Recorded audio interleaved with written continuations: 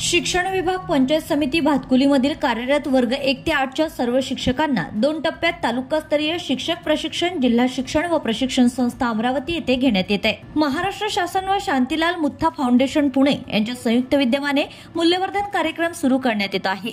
या निमित्ताने शिक्षक आणि विद्यार्थ्यांना उपयुक्त होईल असे मूल्यवर्धन प्रशिक्षण देण्यात येत आहे। भारतीय राज्यघटनेने न्याय, स्वातंत्र्य, समता आणि बंधुता या जोपासणाऱ्या समृद्ध समाजाचं स्वप्न पाहिलंय। ते साकार करण्यासाठी आतापर्यंतची शैक्षणिक धोरणे, अलीकडील राष्ट्रीय शिक्षण धोरण 2020 व राज्य अभ्यासक्रम आराखडा, पायाभूत स्तर व शालेय शिक्षण 2024 यात मूल्य शिक्षणाचा उहापोह करण्यात आला आहे।